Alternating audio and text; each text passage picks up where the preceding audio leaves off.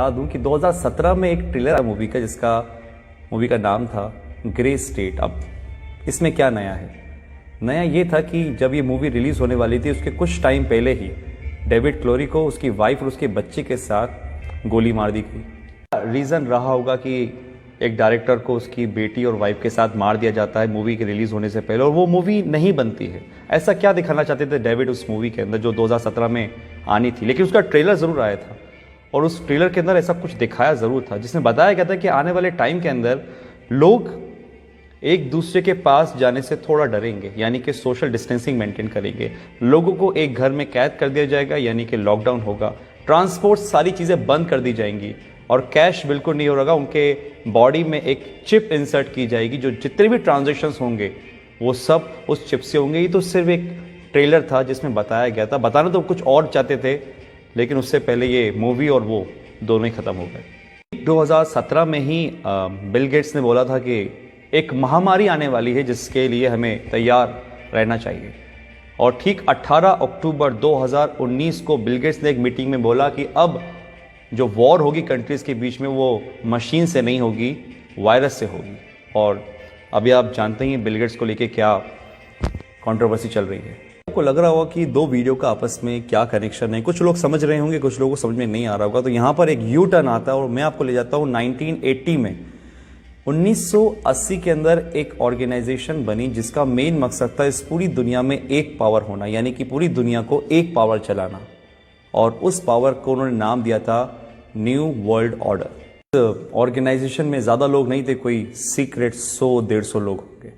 और एक बहुत डरावने वाली बात इस ऑर्गेनाइजेशन की ये थी कि वो इस दुनिया की टोटल आबादी को 50 करोड़ में लाना चाह रहे थे, 50 करोड़ में। उनके टारगेट में थे वो देश जिसमें सबसे ज़्यादा पॉपुलेशन है, जिसमें हमारा इंडिया भी होता है। सबके लिए उन्होंने एक प्लान बनाया जिसका नाम था MMP, mind control, money control, population control. Control यानी कि आदमी खुद से कुछ ना सोचे, जो वो चाहें वो आप सोचो, माइंड कंट्रोल। और ये किसके थ्रू होता? मास मीडिया के थ्रू। जो मीडिया में दिखाया जाएगा वो आदमी सोचेगा। और एक कल्चर ऑफ फेयर, यानी कि एक डर का माहौल बनाना, क्योंकि डर एक ऐसी चीज़ है जो अगर दिमाग में बिठा दी जाए किसी की तो इतनी आसानी से निकलती नहीं है। और वो ऐसा हुआ है। आज बहुत से लोगों का माइंड कंट्रोल करती है मीडिया, जो वो बोलती है वो आप मानते हो। और कल्चर ऑफ फेयर, डर का माहौल, ये तो आपने देख ही रहा है जो आजकल चल रहा है। कंट्रोल यानी कि आदमी जितना हो सकता है लेस कैश, कैशलेस, या जितना हो सकता है टोटली डिजिटल। और वो आपके सामने ही है। आज हमारी डिजिटल करेंसी किस तरीके से बढ़ रही है आपको पता ही है। पॉपुलेशन कंट्रोल, और वो कैसे होगी? जिस देश की आबादी बहुत ज़्यादा, जहाँ पे बहुत सारे लोग हैं, क्योंकि एक देश की ताकत उसके लोग ही होते हैं, वहाँ की पॉपुलेशन नहीं होती है। तो उस पॉपुलेशन को कम करना, और आप कम करने का मतलब आई थिंक तो समझ चुके होंगे कि मैं क्या बोलना चाह रहा हूँ। इतनी बड़ी ऑर्गेनाइजेशन चला रहा है, कौन ये सब कर रहा है, ये सब आपको आने वाले टाइम में अंदर पता चल जाएगा। क्योंकि आने वाले टाइम में सिर्फ दो लोग रहेंगे, एक वो जो काम करेंगे, एक वो जो काम करवाएंगे। अगर मैं इसको स्ट्रेट फॉरवर्ड बोलूं तो राजा और गुलाम। एक वो लोग जो इस दुनिया पे राज करेंगे और एक वो लोग जो उन राज करने वालों की गुलामी करेंगे। ऑर्गेनाइजेशन का एक एजेंडा था, एजेंडा 21, यानी कि 2021 तक इस काम को पूरा करना। और 2020 जब से स्टार्ट हुआ है, आपको पता है सब क्या हो रहा है। लाखों लोग हैं जो समझ पा रहे हैं इस बातों को, लेकिन करोड़ लोग हैं जो इस बातों को नहीं समझ पा रहे। एजेंडा 21, 2021 तक इन काम को पूरा करना।